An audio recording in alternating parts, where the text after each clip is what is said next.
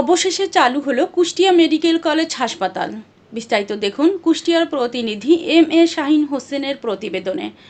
দীর্ঘ প্রতীক্ষার পর স্বল্প পরিসরে রোগী ভর্তি শুরু হলো কুষ্টিয়া মেডিকেল কলেজ হাসপাতালে। সোমবার 7 এপ্রিল থেকে হাসপাতালের স্বল্প পরিসরে মেডিসিন ও শিশু বিভাগে ৪৫টি করে মোট ৯০ শয্যার আবাসিক কার্যক্রম শুরু হলো। পর্যায়ক্রমে পূর্ণাঙ্গ রূপে হাসপাতালটি চালু হবে। উল্লেখযোগ্য আনুষ্ঠানিকতা ছাড়াই হাসপাতালের আংশিক এ রোগী ভর্তি কার্যক্রম উদ্বোধন করা হয়। এ সময় স্বাস্থ্য অধিদপ্তরের অতিরিক্ত মহাপরিচালক ডাক্তার রিজওয়ানুর রহমান, কুষ্টিয়া মেডিকেল কলেজ হাসপাতালের পরিচালক ডাক্তার আনোয়ারুল কবির, কুষ্টিয়া জেলা বিএনপির আহ্বায়ক কুতুবউদ্দিন আহমেদ, সদস্য সচিব ইঞ্জিনিয়ার জাকির হোসেন সরকার, জেলা ও পুলিশ প্রশাসনের ঊর্ধ্বতন কর্মকর্তা সহ বিভিন্ন রাজনৈতিক দলের নেতাকর্মী ও চিকিৎসকরা উপস্থিত ছিলেন। আজকে সেই আমাদের শুভক্ষণ সেই স্বপ্ন প্রথমত আজকে কিন্তু জাস্ট শুরু হলো, একটা বিরাট কর্মযজ্ঞ শুরু হলো। আজকে একটা 500 বেডের হসপিটালে আমরা অনলি মেডিসিন এবং শিশু বিভাগের স্বল্প পরিসরে সেবা চালু করেছি। এখানে আপনারা জানেন যে একটা নতুন জিনিস শুরু করতে গেলে কিছু প্রক্রিয়ার মধ্যে দিয়ে যেতে হয় আমাদের।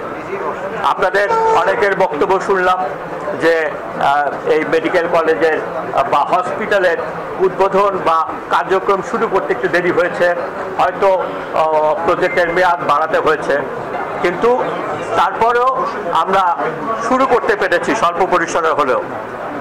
আশা করব এখানে যারা আছেন, হাসপাতাল একটা যে কোনো হাসপাতাল পরিচালনা করতে গেলে তার একটা ব্যবস্থাপনা কমিটি আছে।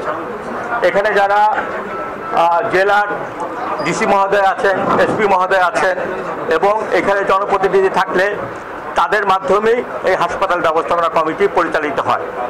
হাসপাতাল ব্যবস্থাপনা কমিটি নির্দেশনায় এবং আমাদের অধিদপ্তর মন্ত্রণালয় এদের সার্বিক তত্ত্বাবধানে কিন্তু একটা হাসপাতাল পরিচালিত হয়।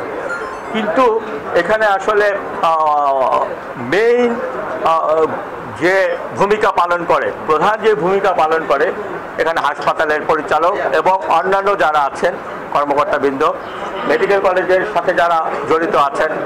এখানে শিক্ষকতার ব্যাপার আছে, যেহেতু কুষ্টিয়া মেডিকেল কলেজ একটা মেডিকেল কলেজ যেখানে ছাত্র আছে, ছাত্রী আছে, তাদের কিন্তু পড়ালেখার ব্যাপার আছে, তাদের ট্রেনিংয়ের ব্যাপার আছে। এটা একটা 500 শয্যার হসপিটাল, এখানে কিন্তু ট্রেনিং কাউন্ট হবে।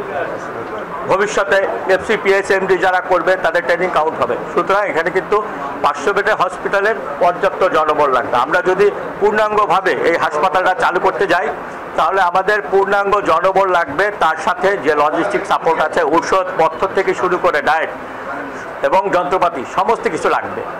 তা আমরা এই একটা বিশেষ দিনে স্বল্প পরিসরে হলেও শুরু করতে পেরেছি।